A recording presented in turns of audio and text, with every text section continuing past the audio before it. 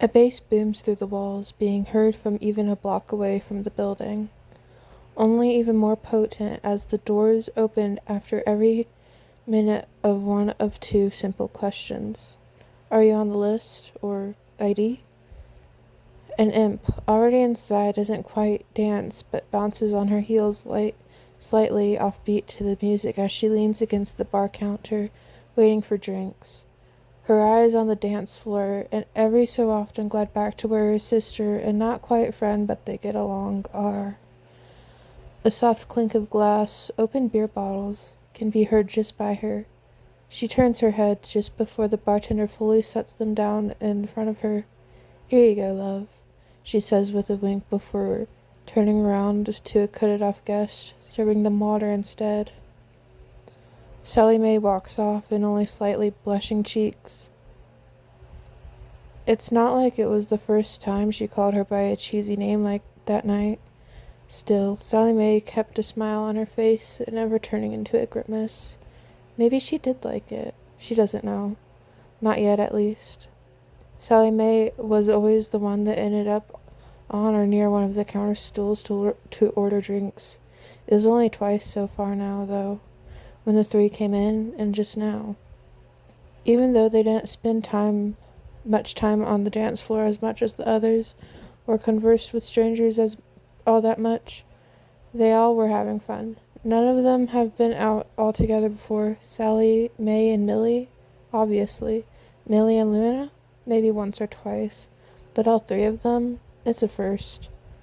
Millie and Sallie May were the ones dancing the most out of the three.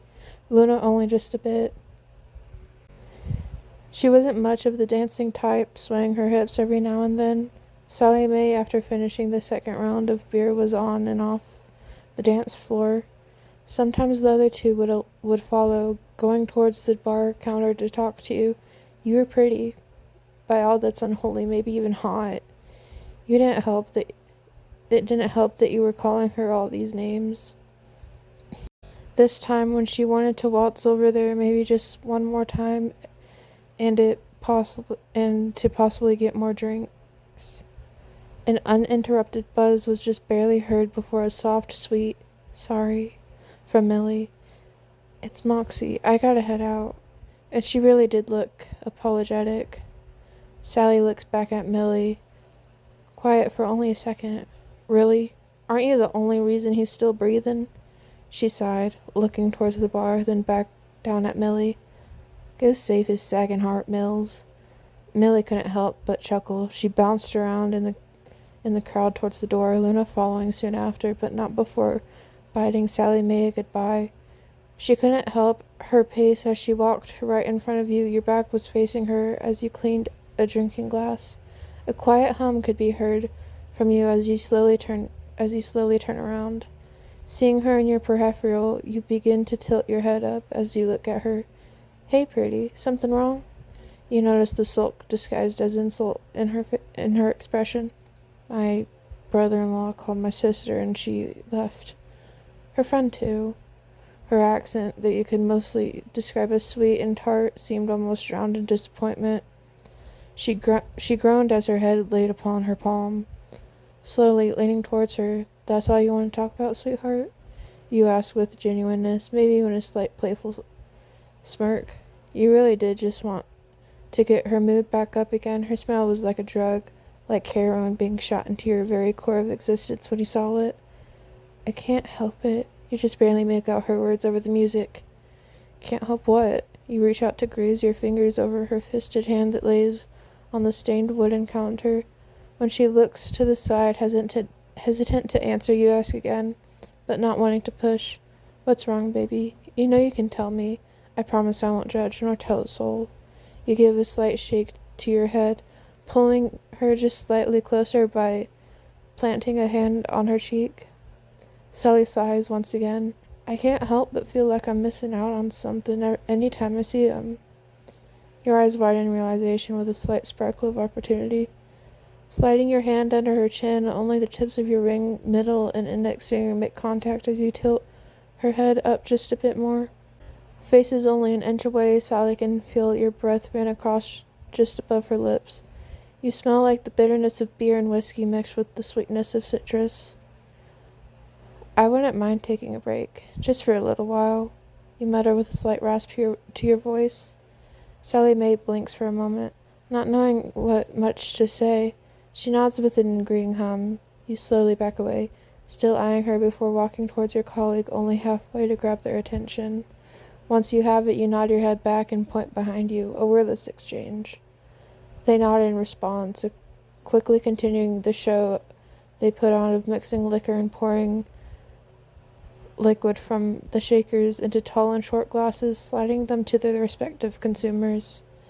Making your way back to Sallie May, you slowly unbutton your vest and the first 2 buttons of your white dress shirt. You walk her way in a manner that can almost be described as sensual, bumping up the access gate to make your way behind her, placing your hand on her shoulder and gliding it down to her hand. You pull her up. She lets you take her with you. Face to face, nothing but air in between you two. Once you let yourself breathe is when you let yourself live. You whisper as your face moves next to hers, grabbing her waist and pulling her in while doing so. You still hold on to her hand as you lead her to the floor. You take your steps backwards, of crashing bodies and where the music is just a little louder.